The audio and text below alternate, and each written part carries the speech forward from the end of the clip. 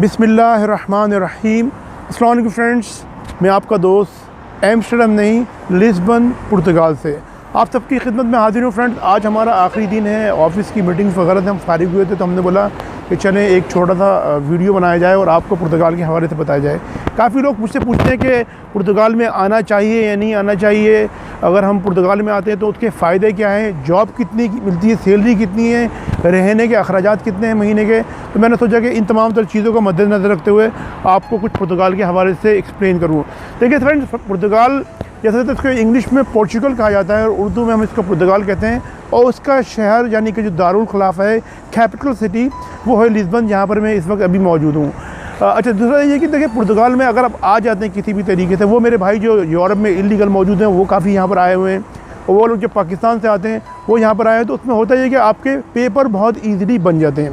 उसमें जैसा कि आप यहाँ पर आए, आपने यहाँ पे रजिस्ट्रेशन, आपकी लीगल एक एंट्री होती है, उसके बाद आपका एक फ़ाइनेंस बनता है, उसके बाद एक सोशल सिक्योर होता है, आपका बैंक अकाउंट खुलता है, और उसके बाद फिर आपको जॉब करनी पड़ती है। अगर आप जॉब करना चाहते हैं तो जॉब करते हैं। अब जॉब में सैलरी कितनी मिलती है, ये एक सबसे बड़ा सवाल।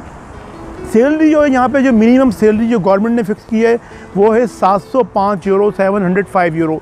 ये पहले कुछ अर्से पहले कम थी, 650 थी, लेकिन गवर्नमेंट ने इसको बढ़ा के जो है वो 705 यूरो कर दी है। यानी एक मिनिमम सैलरी है जो किसी भी एम्प्लॉयर ने अपने जो एम्प्लॉई है उसको देनी है। इसके अलावा अगर आप किसी अच्छी फर्म में काम करते हैं, कोई अच्छा स्किल आता है, तो वो लोग आप इसके पैसे अच्छे कमा सकते हैं। कुछ लोगों से मैं मिला हूँ यहाँ पे जो 1500 2000 यूरो भी कमा रहे हैं, 1200 कमा रहे हैं, 1000 कमा रहे हैं। इस तरह के लोग भी मौजूद हैं। लेकिन ये कि जब काम करने वाला बंदा मौजूद है, अगर किसी शख्स को कोई हुनर आता है तो वो पैसे अच्छे कमा लेता है। लेकिन मेरे वो भाई जो पाकिस्तान से आ रहे हैं और वो चाहते हैं कि पुर्तगाल में पेपर बनाएं अच्छे, तो उनके लिए अच्छा यही है कि वो पाकिस्तान से कोई ना कोई हुनर, जैसे बार्बर का, नाई का काम है, कुछ कंस्ट्रक्शन का काम है, प्लम्बर का काम है, मोटर मैकेनिक का काम है, इस तरह के काम पाकिस्तान से लाजमी तौर पर सीख कर आएँ। अगर आपके पास कोई प्रोफेशनल डिग्री या कोई स्किल नहीं है तो इस तरह की स्किल फिर आप सीख कर आएँ।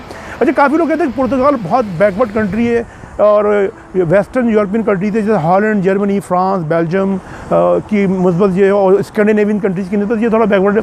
देखिए बैकवर्ड तो है, लेकिन सबसे बड़ी जो चीज़ होती है जो मैं आपको समझाना चाह रहा हूँ आज की वीडियो में, कि हमारे लिए आना एक बहुत ही बड़ा मसला है, और आने के बाद जो उससे बड़ा मसला होता है वो है किसी मुल्क के पेपर लेना। और पेपर लेने की वजह ये होती है कि जब आपको लीगल पेपर मिल जाते हैं तो उसके बाद आप पाकिस्तान अपनी फैमिली मेम्बर से मिलने के लिए जा सकते हैं। और उसके अलावा फिर जब आपको यहाँ का पुर्तगाल का 1.5 से 2 साल में जब रेसिडेंस परमिट मिल जाता है तो फिर पूरा शेंगन स्टेट आप विदाउट वीज़ा ऑन अराइवल आपकी एंट्री होती है। पूरे शेंगन स्टेट में कहीं पे भी जाना चाहें विदाउट वीज़ा आप सफ़र कर सकते हैं। तो जब पुर्तगाल में ये है कि आप आते हैं, आते ही आपको समझ लें कि विद इन 1 और 2 वीक्स में आपके पेपर वगैरह यहाँ पे जमा हो जाते हैं। फेस यानी यहाँ पे जो इमिग्रेशन का डिपार्टमेंट है, उसके बाद आप जॉब करना चाहें जॉब कर सकते हैं। अगर कारोबार करना चाहें तो कारोबार की भी पॉसिबिलिटीज़ यहाँ पर मौजूद है। उस हवाले से हमारा जो ऑफिस है ये तमाम तर सर्विसेज आपको प्रोवाइड करता है। उस सिलसिले में आप मुझसे रब्ता कर सकते हैं। अच्छा, यहाँ पे आप सैलरी का तो मैंने आपको बता दिया। कारोबार ये कि कारोबार आप किस तरीके से करते हैं, तो यहाँ पे कारोबार भी अगर आपके पास 10,000 यूरो हैं,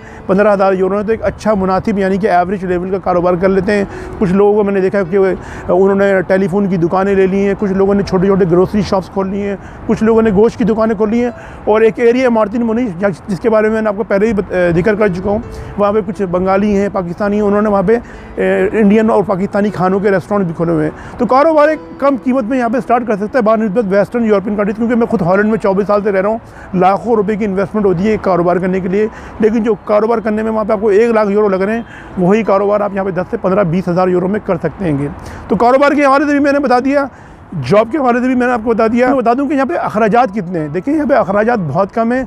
अगर आपको 900, 1000, 800 यूरो सैलरी मिल रही है तो उसमें होता ये है कि आप कंबाइंड शेयरिंग रूम में लोग लड़के रहते हैं शेयर करके, तो कमरे का जो यहाँ पे मैंने देखा है कि एक कमरे में जो 3-4 लड़के रहते हैं तो 115 120 यूरो जो है आपने महीने का जो है वो रूम का रेंट देना है, जिसमें आप शेयरिंग में 3-4 लड़के रह रहे होते हैं। खाना पीना 50-60 यूरो में जाता है। ट्रांसपोर्ट का जो एक पूरे लिस्बन का जो बस और ट्राम मेट्रो का जो कार्ड बनता है वो 40 यूरो का बनता है। यूँ समझिए कि 250-300 यूरो में आप यहाँ पे एक अच्छी मुनासिब ज़िंदगी गुजार होते हैं। खाना पीना भी आपका हो जाता है, ट्रांसपोर्ट का भी हो जाता है और रिहाइश का भी सिलसिला हो जाता है। तो यूँ समझिए अगर आप 800 यूरो भी आप लगा लें या 900 यूरो लगा लें और 300 यूरो अपने खाने पीने के, मोबाइल के निकाल दें, तो आप यूँ समझिए कि महीने के कम से कम आप 400 से 500 यूरो बचा लेते हैं। अगर आप 500 यूरो भी लगा लें तो आप पाकिस्तान में 1 लाख रुपए बचा सकते अपने घर वालों को बेच सकते हैं, यानी 500 यूरो वो 1 लाख रुपए बनते हैं। इस तरीके से आपकी फैमिली जो पाकिस्तान में उनको भी आप अच्छे तरीके से सपोर्ट कर सकते हैं। अच्छा, अब ये कि जब आपको यहाँ पे पहले साल का जब पहला जो कार्ड मिलता है वो होता है 2 साल का।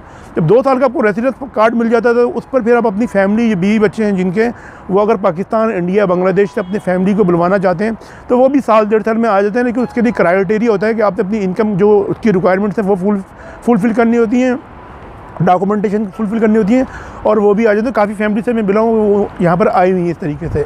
अच्छा, जब आपको 2 साल का रेसिडेंस कार्ड मिलता है तो उसके बाद आपको मिलता है 3 साल का, और जब 3 साल का रेसिडेंस कार्ड ख़त्म हो रहा होता है, यानी 2 और 3 5 साल बाद फिर पुर्तगाल की नेशनलिटी सिटीजनशिप आपको मिल जाती है।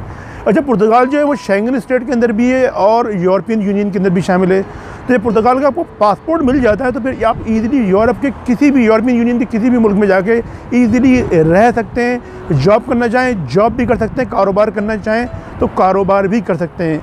तो ये है इस पासपोर्ट की एक पावरफुल वैल्यू। यानी पुर्तगाल के पासपोर्ट को अगर मुझसे पूछें तो उसकी वैल्यू यूरोपियन यूनियन में बिल्कुल उसी तरीके से जिस तरह हॉलैंड, जर्मनी, फ्रांस, बेल्जियम और जो यूरोपियन यूनियन के ममालिक हैं उसी तरह उसकी वैल्यू होती है। अच्छा, पुर्तगाल का जब पासपोर्ट मिल जाता है तो उस पर भी अब अगर यूएस जाना चाहते हैं तो 3 महीने की ऑन अराइवल एंट्री होती है, कनाडा जाना चाहते हैं ऑन अराइवल एंट्री होती है। यानी कि देखा जाए तो मुल्क तो थोड़ा ज़रा सा बैकवर्ड है, लेकिन पासपोर्ट इनका बड़ा वेरिएबल होता है। तो 5 साल अगर आप यहाँ पे रहते हैं तो यहाँ का पासपोर्ट मिल जाता है। उसके बाद आप आज़ाद हैं, क्योंकि मार्टिन मुनिच पे जितनी भी पाकिस्तानियों की दुकानें थीं, जहाँ पे बंगाली आके बैठे हैं, वो पाकिस्तानियों की दुकानें थी, कारोबार थे, और उन्होंने वहाँ जब उनको यहाँ के पासपोर्ट मिल गए तो वो पुर्तगाल को वो गुड बाय करके वो कुछ लोग यूके चले गए, कुछ हॉलैंड आ गए, कुछ जर्मनी आ गए, बाकी कुछ लोग जो हैं वो यूएस और कनाडा चले गए।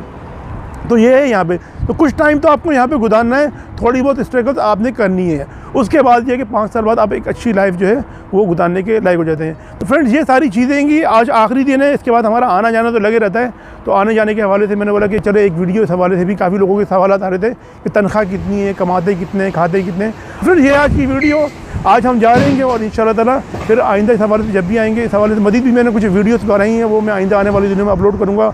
और जो कुछ इन्फॉर्मेशन है, क्योंकि इस वीडियो में सारी चीज़ें तो मैं आपके साथ शेयर नहीं कर सकता, आइंदा आने वाले दिनों में जो मज़ीद इन्फॉर्मेशन है वो पुर्तगाल के हवाले से मैं आपके साथ शेयर करूँगा। और जो मज़ीद पैकेजेस जो हमारा ऑफिस यहाँ पर जो लॉन्च करने जा रहा है उस हवाले से भी आपको ज़रूर इन्फॉर्म करूँगा। तो फ्रेंड्स, आप लोग अपना बहुत बहुत ख्याल रखें, अपने पेरेंट्स और अपने बुजुर्गों का बहुत बहुत ख्याल रखें, और अपने भाई के इस चैनल के भी। मैं मिलता हूँ आपसे अपनी नेक्स्ट वीडियो में। अस्सलाम वालेकुम, अल्लाह हाफ़िज़।